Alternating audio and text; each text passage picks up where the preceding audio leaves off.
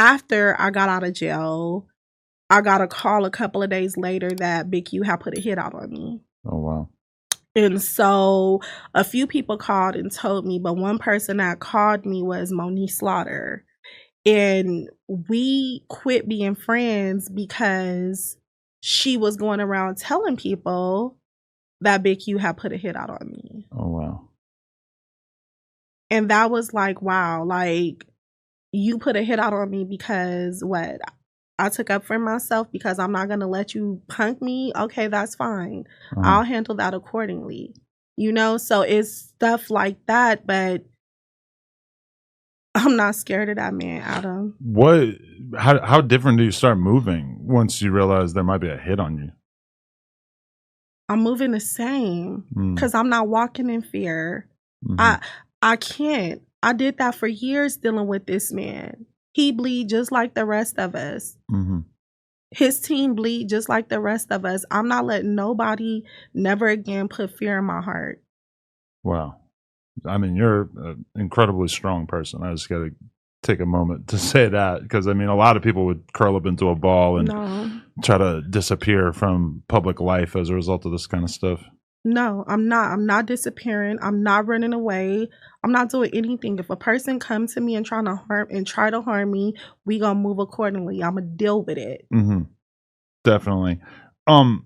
Did you ever have any further dealings with Nipsey after that one incident?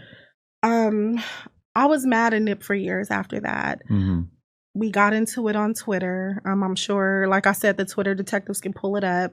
After him and Big U got into it, I went on Twitter and cussed Nipsey out and told him that's what he get. Now we see how it feels. Right. I mean, he ended up kind of getting a taste of that medicine later on, right? Later on. I'm sure he probably regretted his involvement in that or hated that he ended up involved in it at least. But this is the thing. Nipsey never changed his story. I can honestly say that. His story was he didn't know that was going to happen to me. His story was he didn't set me up.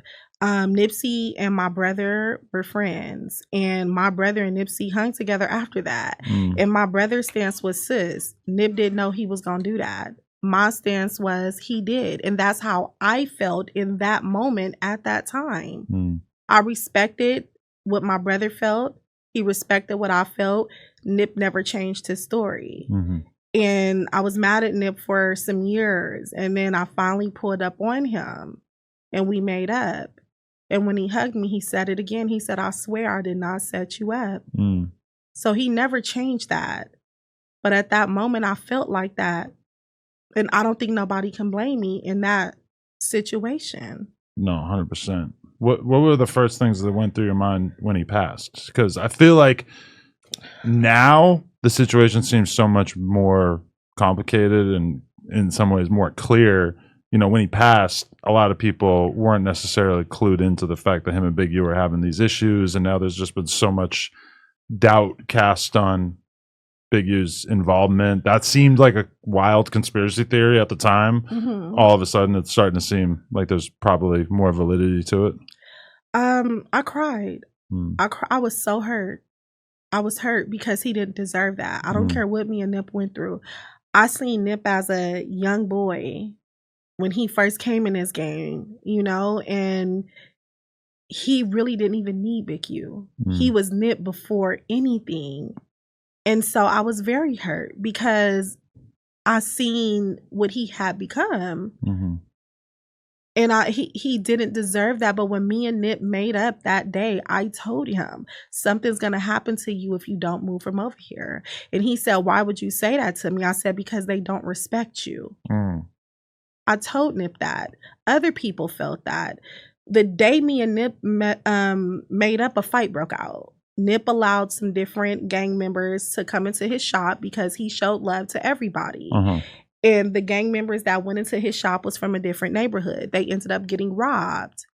And so they were like, Nip said, we cool over here. We cool over here. And they were like, nah, we said you not. If you feel like that, you don't respect him. Because if he's an artist from over here and he said they were good, why would you disrespect his establishment, him as an artist, him as somebody that's from over here? And I told him, I'm like, they don't respect you. Like something is going to happen. Right. Even when people used to say they were going to rob Nip, when he first started coming up to K-Day, I used to tell him, like, you need to be careful because this person is talking about robbing you. Be careful. And he'll be like, good looking out, sis. Be careful. Right. You know? So. Definitely. When you went on Tasha K, what was that, a year ago or so? Yeah. Were there some repercussions from that where people were upset about you telling your story on that platform? Because it stands out to me also that your story is very historically significant. And it's kind of crazy that you had to go to someone like Tasha K, who typically does, celebrity gossip type shit. Because I feel like you've pretty much been blocked out or blacklisted by a lot of more mainstream platforms, I'm guessing, right? Have I? I didn't even look at it like that. You think so? I just feel like, yeah, there's probably like a lot of other big platforms that this would be a valid conversation that they should have been interested in. And it's like, she's kind of, she don't give a she's just been saying whatever she feels like for all these years. And it's kind of like, I feel like now maybe like even me doing this interview right now, it's like, it's such an important story and it's so relevant to like West Coast rap history that it's almost kind of a scandal that I've got to be one of the first people to do it. Not to pat myself on the back or anything, but it feels like a lot of people should be vying for this conversation as well. I mean, Tasha K, and this is my thing, right, Adam? Shout out to Tasha. I got mad love for her. That's what I was going to say. Did not sleep with Whack. She didn't. Just want to make that perfectly clear. Yeah. Tasha K, like I told Tasha the other day, a person could never come up to me and talk bad about Tasha because Tasha helped me when I needed the help, when I needed to tell my story. A person can't talk bad about Whack to me, right? Now I'm here on your platform. I wouldn't let no one talk bad about Adam. With that being said, I just think that I needed an outlet to tell my story. I needed an outlet for people to hear me so they can hear my voice. Whether they believe it or not, I just needed the outlet to be there so people can hear me, if that makes sense. Right. Because look where I'm at. I'm here with you. Yeah. I have other interviews lined up. People are starting to listen now, and I just feel like maybe it was just timing. It just took some time. Did it feel like it was more risky to speak about this stuff prior to the indictment coming out? Like, because I assume like a lot of people who are maybe the ones who would be making threats or making life difficult for you, to some extent, that's their dude and they're going to ride with him either way. But at the same time, some percentage of those people are probably like, oh, okay, now we also are not living under this fear. I mean, for me speaking out before, like I told you, I was basically the only one. So I'm like standing by myself and it's so many people right here going against me with their leader, if that makes sense, right?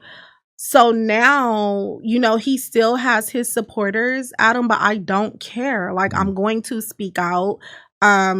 The family of Rayshawn reached out to me.